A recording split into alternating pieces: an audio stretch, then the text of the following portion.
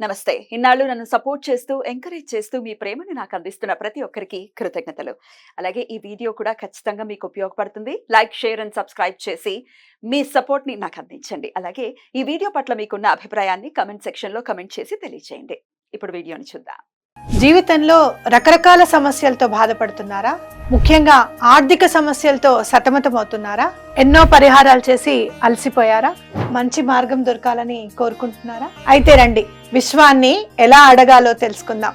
Law of attraction classes మీకోసం మన ఛానల్లో. వివరాల కొరకు సంప్రదించండి. నమస్తే, వెల్కమ్ టు అవర్ ఛానల్. నేను పద్మిని. ప్రస్తుతం పాటు ప్రముఖ ఆధ్యాత్మికవేత్త, సూర్యోపాసకులు, Sun Spiritual Society founder Vikramaditya గారు ఉన్నారు. మాట్లాడదాం. సార్ నమస్తే సార్. సూర్యోస్మి తల్లి. సార్, మొన్ననే 17వ తారీఖు శని త్రయోదశిని మనం జరుపుకోవటం జరిగింది. మరొక్క వారు అది శుక్లపక్ష త్రయోదశి, ఇప్పుడు బహుళ పక్ష త్రయోదశి. నాన్నగారును అబ్బాయి బాగా పోటీ పడుతున్నారు అని అనుకోవచ్చు. అటు సప్తమికి ఆయన పోటీ పడిపోతున్నారు, త్రయోదశికి ఈయన పోటీ పడిపోతున్నారు. మళ్ళీ బహుళ పక్ష త్రయోదశి శనివారం తో వస్తోంది. శనివారం మాత్రమే కాదు, పుష్యమి నక్షత్రంతో కూడి వస్తోంది ఈ శని త్రయోదశి. ఇంకా మహిమాన్వితం అని అనుకోవచ్చా? 100%. మరి ఎట్లా? పుష్యమి నక్షత్రానికి అంటే మనకున్న నక్షత్రాల్లో కొన్ని నక్షత్రాలు కాస్మిక్ నక్షత్రాలు, అందులో ప్రధానంగా మనం పుష్యమి నక్షత్రాన్ని తీసుకోవడం జరుగుతుంది. అంటే బృహత్తరమైనటువంటి కార్యక్రమాలకి పుష్యమి ఒకటి, రేవతి ఒకటి విశేష ఫలితాలు ఉంటాయి. దీనికి సాధనలు కూడా ఉంటాయి. మనం రేవతి నక్షత్ర సాధన చేస్తే నక్షత్ర మండలాన్ని చేరుకోవడానికి అవకాశం. ఒక అద్భుతమైనటువంటి బృహత్కరమైనటువంటి కార్యక్రమం, ఒక కోరిక, అద్భుతమైనటువంటి కోరిక. అది అంటే అవతల వాళ్ళకి ఇబ్బంది కలగంది, మీ జీవితానికి అభ్యున్నతినిచ్చేది ఏదైనా కోరుకుని రేవతి నక్షత్రానికి సంబంధించిన మంత్రం ఉంటుంది. ఆ మంత్రాన్ని పారాయణం చేస్తూ పితృదేవతల్ని ఆవాహన చేసుకుని, అలాగే అంటే పుష్యమికి కూడా సేమ్ ఇదే విధానం ఉంటుంది. మనకి గురువారం పుష్యమి వచ్చినప్పుడు చాలా విశేషంగా చేస్తాం.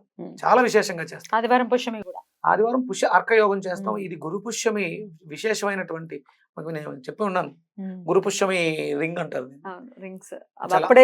అప్పుడే కలపటం, తయారు చేయించడం, అప్పుడే దాన్ని అక్కడ ఉంచి పూజలు చేయటం, హోమం చేయటం కూడా ఒకేసారి జరుగుతుంది.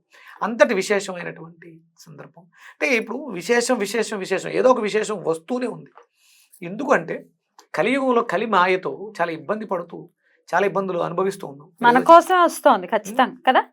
ఇంతకు ముందు తెలియదు ఈ విషయాలు, ఎక్కడో నిగూఢంగా పుస్తకాల్లో ఉండిపోయినాయి. పంచాంగం ఉన్న వాళ్ళకైతే తెలిసేది.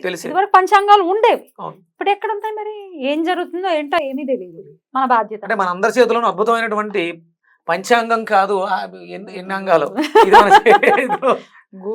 ప్రపంచం మొత్తం కూడా మన చేతిలోనే ఉంది. కానీ మనకు కావాల్సింది మనకు దొరకట్లేదు, అదే కదా.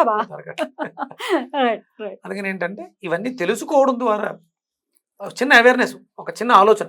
పుష్యమి నక్షత్రం అనగానే ఆ ప్లానెటరీ పొజిషన్ లో మనకి ఆస్ట్రానమీలో ఆ గ్రహం తాలూకు ఆ ఫ్లేవర్ ని మనం చూడగలుగుతాం. తలుచుకున్న వెంటనే చూడండి, మనం వాడెవడో తలుచుకున్నాడు అందుకని పొలమారింది, వాడిని ఎవరో 2-3 సార్లు అనుకున్నాం అనుకోండి, ఎదురు పడుతూ ఉంటాం.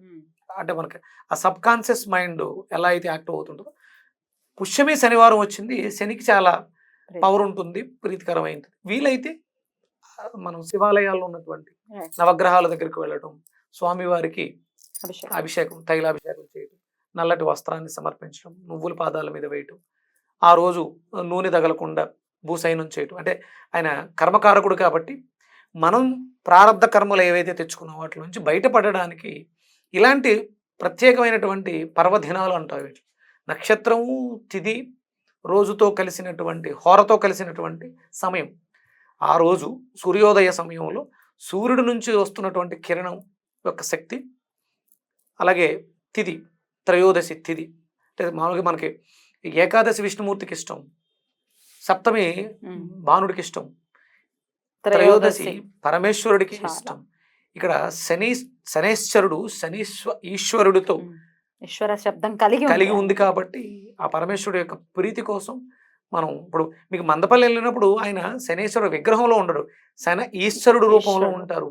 ఆ శివలింగానికి మనం తైలాభిషేకం చేసేస్తాం. చాలా బాగుంటుంది సార్ అసలు ఆ క్షేత్రం. ఎప్పుడైనా ఆంధ్రప్రదేశ్ వెళ్తే గనక కంపల్సరీ మీరు వెస్ట్ గోదావరి ఇలాంటి పర్వదినాల్లో విపరీతమైనటువంటి రద్దీ ఉంటుంది. మీకు పక్కనే నది వెళ్తూ ఉంటుంది, చాలా బాగుంటుంది. అంటే ఇలాంటి పర్వదినాల్ని మనం మన శక్తి కొలది మీకు వీలైతే ఒక స్ఫటిక శివలింగాన్ని తెచ్చుకోండి, ఉమ్. చిన్నది. ఉమ్. స్ఫటిక శివలింగాన్ని పెట్టుకుని ఒక రాగి పాత్రలో 2 చుక్కలు, మరి ఎక్కువ అక్కర్లేదు, రెగ్యులర్గా చేస్తూ ఆ మూర్తి మీద వేసినటువంటి నూనె కింద ఉంటుంది కదా, దాన్ని మరుసటి రోజు క్లీన్ చేసి ఒక పక్కన పెట్టుకోండి. దాన్ని దీపంగా వెలిగిస్తూ ఉండండి ప్రతినిత్యం. అంటే ఎవరైతే ఉద్యోగాల్లో ప్రమోషన్ లేదు, అభివృద్ధి లేదు, ఉద్యోగాలు లేవు, ఖాళీగా ఉన్నాం అనుకునే వాళ్ళు ఇప్పుడు నేను చెప్పబోయే ఈ మంత్రాన్ని పఠిస్తూ ఒక చిన్న వీలైతే స్ఫటిక శివలింగాన్ని పెట్టుకుని, మనకి పాదరసం శివలింగాలు దొరుకుతాయి. మీకు ఇంకా రకరకాల అవకాశం ఉంది, లోహాలు. మృతికా శివలింగం కూడా మనం చేసుకోవచ్చు, చేసుకోవచ్చు. మృతికతో చేసుకోవచ్చు, మట్టితో. మట్టితోటి. ఉమ్. ఆ, ఇంకా లేదు, ఒక వక్క ఉమ్. అలా పెడితే గోపురంలా ఉంటుంది. అదే అలా కూడా శివలింగం చేసేయచ్చా? చేసేయచ్చు. అరూపరూపి అన్నదానికి ఇదే ఆన్సర్ ఏమో. ఎలా అయినా చూసేయచ్చు ఒక స్వామి. చిన్న పాత్రలో ఆ. ఒక చిన్న రాగి పాత్ర ఏదో పెట్టుకుని దాంట్లో స్వామిని మధ్యలో ఉంచి ఉమ్. 2 చుక్కలు, ఉమ్. 2 చుక్కలు వేస్తూ ఓం ఉమ్. ప్రాం ప్రీం ప్రౌం సహ శనిశ్చరాయ నమః ఈ మంత్రాన్ని 2 చుక్కలు వేసి 108 సార్లు ప్రతి శనివారం వీలైతే రోజు ఒక 48 రోజులు దీక్షగా ఇప్పుడు మొదలు పెట్టుకుని శనివారం శని త్రయోదశి రోజు వచ్చినటువంటి ఈ రోజును పురస్కరించి ప్రారంభించండి. 48 రోజులు ఈ మంత్రాన్ని చేస్తూ తైలాభిషేకం చేసి అందులో వేసినటువంటి నూనెనే దీపంగా పెట్టుకుంటూ, అంటే నిండిన తర్వాత దాన్ని ఎక్కడ మనం తీయకుండా దీపంగా పెట్టుకుని నల్ల ఒత్తిని దీపంగా వేసి చేయండి.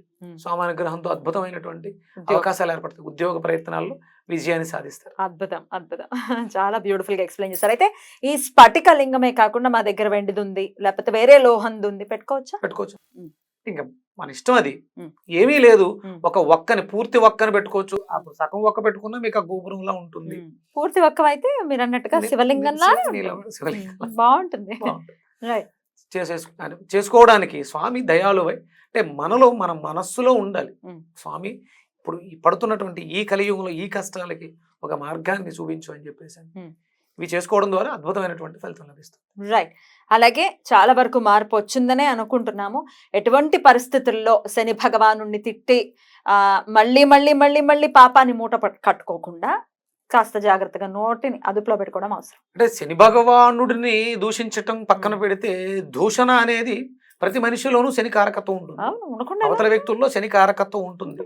అకారణంగా కారణం లేకుండా నువ్వు దూషించటం నీ నైజం అయితే, జీవితంలో చేసిన కర్మకి పనిష్మెంట్ ఇచ్చేవాడు ఆయనే, కర్మకారకుడు. మామూలుగా ఇవ్వడు.